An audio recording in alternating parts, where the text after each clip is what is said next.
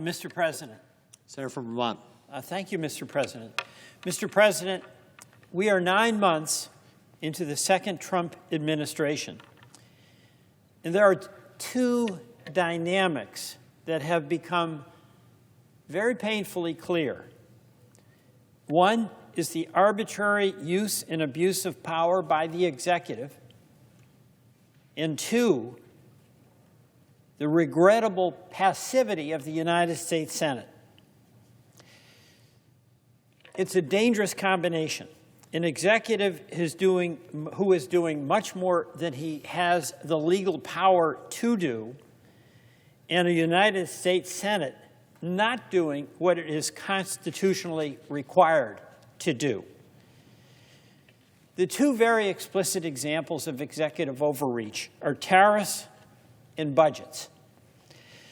The United States Constitution, as you know, Mr. President, granted the Congress exclusive authority over setting tariffs under Article 1, Section 8. And that's because that is the taxing power that belongs to the Congress. And the point of Congress having that obligation is that we are answerable in the House every 2 years, in the Senate every 6 years, to the constituents who elect us. And the power to tax is the power to kill. And we have to exercise our responsibility on the taxing authority vested in this body by the Constitution. Yet the executive is imposing tariffs using as a pretext emergency authorities that under special legislation assumed restraint in the executive. We have seen this in case after case after case. Tariffs that are imposed on the personal decision of one person, an individual, the executive. And they can be for economic reasons, they can be for personal reasons, they can be for political reasons. It's not a policy.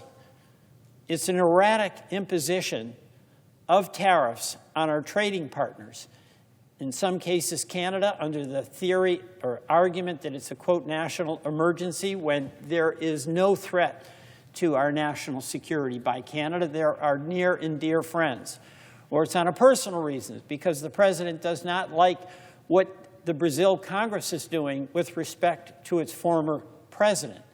And suddenly, there's a 50% tariff that is imposed.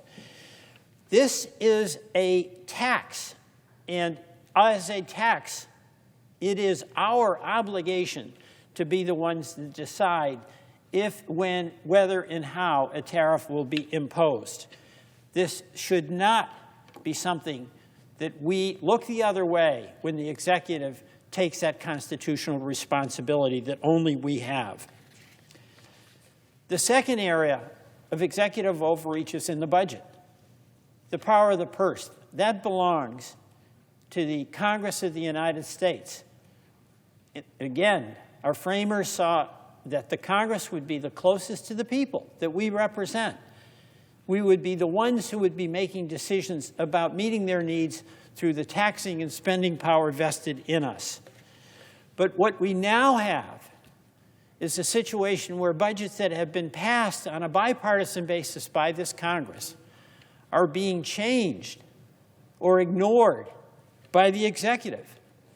We've seen this year a rolling rescission and a rolling shutdown where funds that were appropriated by Congress are not being spent by the executive with no explanation other than he has the power to not write the check. That is not how the Congress and the executive are supposed to work. Congress sets the budget, we're the appropriators, and then the president implements that. Right now, there's $410 billion in funds that have been frozen by the Trump administration. And it's funds that are really important to our communities, that bipartisan votes authorized. $3.8 billion, for instance, to support local police, victims of crime, and other criminal justice programs. $1.5 billion to help U.S. farmers, to help feed hungry people around the world through the Food for Peace program. $220 million in funding to create regional tech hubs to strengthen the U.S. economic and national security. These are future-looking investments to bolster our higher education system and critical manufacturing supply. $109 million to support new and beginning farmers, veterans, and farmers historically left behind. $91 million to help improve weather forecasting, and the list goes on. But the point here is that we, as a Congress, have the authority and the responsibility to set the budget. We did it. It was signed by the president, and now he's disregarding what the law requires him to do. So you've got an executive that is seizing the taxing power of Congress, and you've got an executive that is assuming unconstitutionally the spending power of Congress. Now, why is it important that Congress resist this? It's important because our founding document rested on the wisdom that there should not be a concentration of power in one branch of government. Not the judiciary, not the Congress, and not the executive. In the separation of powers, with three co-equal branches of government, all hinged on the expectation that each branch would use the powers jealously that it was authorized to have under the Constitution and not cede those to another branch. That's an obligation that we have to the Constitution, that we have as a Republican or as a Democrat to the Constitution. And there's wisdom in that, because as we're seeing the power of Congress being seized by the executive with our assent, with us turning away as though it's not happening,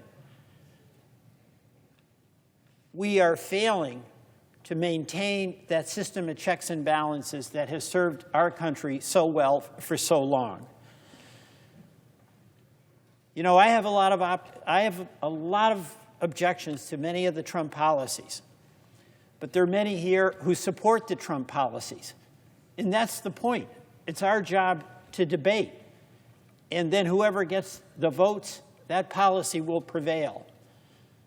But whatever differences we have about policy, we have a shared responsibility to meet our constitutional obligations, to be the branch of government that takes responsibility for whatever taxes are imposed on our citizens. That's our job. And we don't do it when we cede that authority to the executive. It's also our job under the Constitution to provide for the appropriations that taxes pay for. Those are our decisions. And every single year we have debates about what are the best priorities, how to allocate the spending, what level of spending we should have.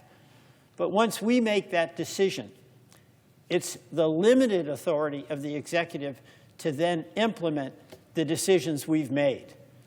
Instead, what this Congress is now doing is passing a budget only to see the Office of Management and Budget on behalf of the executive saying, you know what, I don't care what you appropriated. I don't care if it was bipartisan. We'll do what we want. We'll spend what we want, or we won't.